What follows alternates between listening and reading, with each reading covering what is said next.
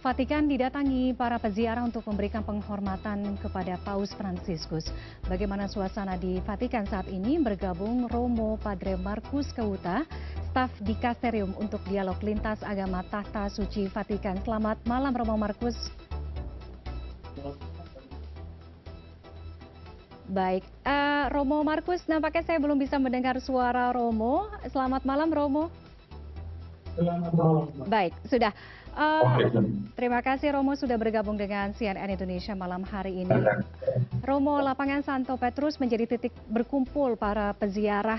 Bisa digambarkan bagaimana suasana di Vatikan saat ini, apa saja kemudian ritual gereja Katolik di masa berkabung hingga pemakaman yang sudah dikonfirmasi oleh Vatikan akan digelar pada Sabtu pagi waktu setempat, Romo. Beberapa saat lalu sendiri masih dan kita sendiri melihat suasana betul yang begitu banyak manusia datang dari mana-mana dan di dalam tempat sendiri kita bergerak nasional pada manusia. Sebelumnya saya sendiri sudah masuk ke kapel Domus Santa Marta, tempat Bapak Paus Fransiskus disemayamkan.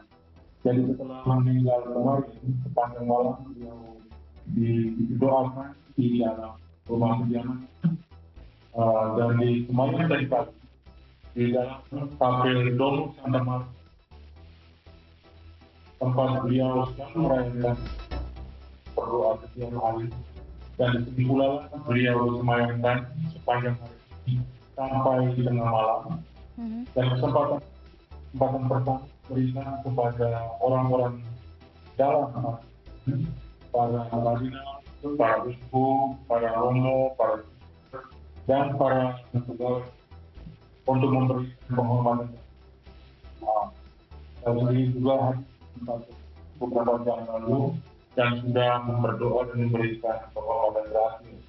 Menurut keputusan para kardinal yang pertama pagi pukul 9 pagi, mereka untuk memindahkan mayat Paus Fransiskus besok pagi hari Rabu pukul 9 pagi ke dalam panti.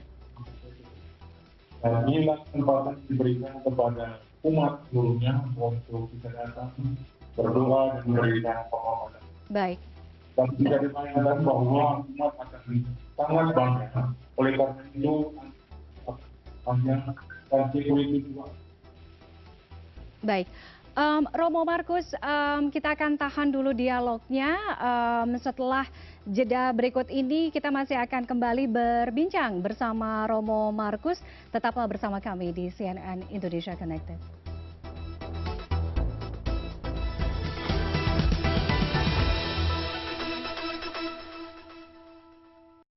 Terima kasih Romo Markus. Kita tahu bahwa kita lebih mengenal sosok Romo Markus ketika kedatangan Paus Fransiskus ke Jakarta pada tahun lalu, karena Romo sebagai pendamping kemudian juga penerjemah bahasa. Bagaimana Romo kemudian mengenang sosok Paus Fransiskus?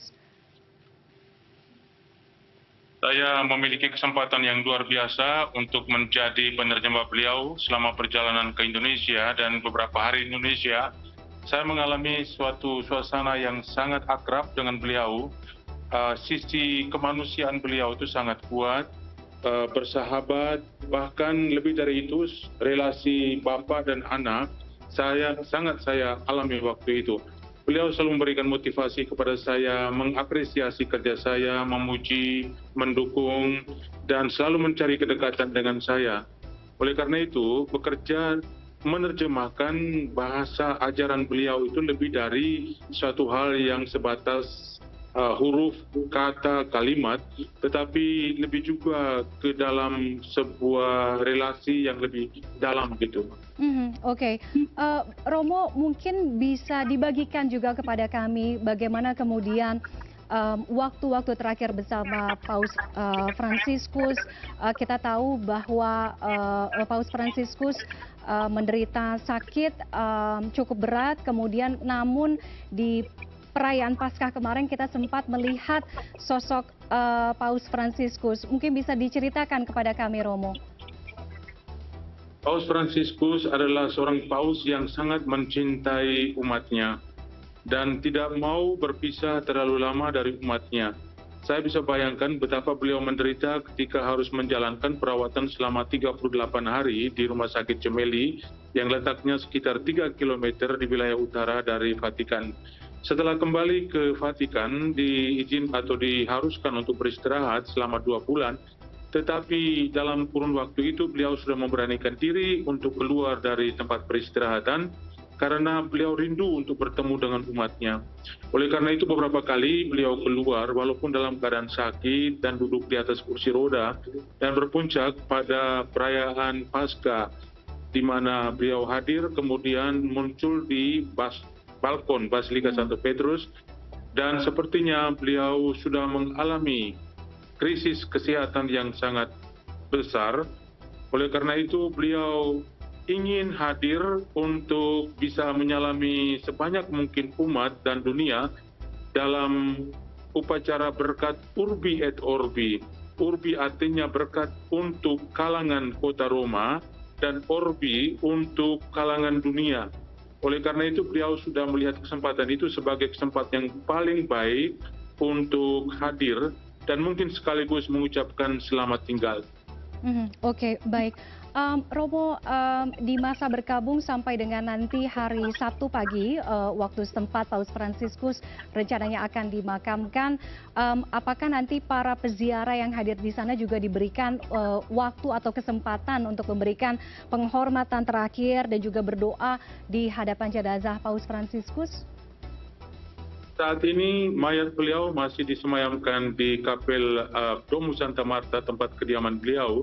Tetapi besok pagi hari Rabu, mayatnya akan dipindahkan ke dalam Basilika Santo Petrus di Vatikan untuk dibuka kemungkinan sebesar-besarnya bagi umat untuk berdoa dan memberikan penghormatan terakhir. Dan tadi saya melihat begitu banyak orang, memang antrian akan sangat panjang, tetapi kesempatan ini diberikan untuk 3 hari sampai hari Jumat. Dan hari Sabtu pagi pukul 10 waktu Vatikan akan dirayakan Misa Requiem, Misa Arwah untuk Paus Fransiskus di tempat terbuka di lapangan Santo Petrus, dan umat diberikan kesempatan untuk hadir. Dan bisa kita bayangkan bahwa umat pasti akan sangat banyak. Dan pada hari itu juga setelah perayaan beliau dibawa dari Vatikan ke Basilika Santa Maria Maggiore untuk dimakamkan di sana pada hari Sabtu juga. Oke, baik. Romo Markus, terakhir proses konklave gitu nanti akan dilakukan untuk mencari atau memilih pengganti atau penerus dari Paus Fransiskus. Sejauh ini di media-media kemudian banyak beredar nama-nama beberapa kardinal, termasuk ada kardinal dari Filipina dan juga kardinal dari Ghana. Nah, bagaimana kemudian konklave kemudian chance dari Asia dan juga Afrika ini, karena akan menjadi, kalau salah satu dari kedua kardinal ini yang akan meneruskan, akan menjadi yang pertama dalam sejarah baik itu di Asia maupun di Afrika. Setelah pengukuran Paus Fransiskus hari Sabtu, akan diadakan pertemuan besar antara para kardinal di Vatikan. Hari-hari ini para kardinal dari seluruh dunia yang berjumlah 135 orang di bawah umur 80 bertemu untuk membahas konklav atau upacara pemilihan paus yang baru yang akan digelar mulai tanggal 6 Mei dan diharapkan bisa berakhir pada tanggal 10 Mei bulan depan.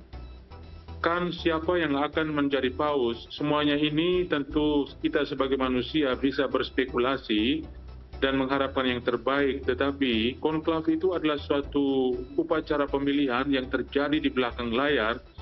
Oleh karena itu namanya juga konklave. Dalam bahasa Latin artinya kon dan clave. Kon artinya bersama dan clave artinya kunci, bersama dengan kunci. Artinya terjadi di dalam ruang tertutup, tidak ada kampanye seperti pemilihan di tempat lain atau di pemilihan sistem sekular. Jadi Roh Kudus dan semuanya ini terjadi atas bimbingan Roh Kudus dalam suasana doa. Tentu saja kita berharap bahwa suatu saat kita akan mendapat seorang paus yang sesuai dengan keinginan kita bersama. Entah siapa orang itu, kita belum tahu. Baik, terima kasih Romo Markus atas waktunya berdialog bersama kami malam hari ini untuk mengenang Paus Fransiskus. Selamat malam Romo. Terima kasih, selamat malam Mbak Tiffany.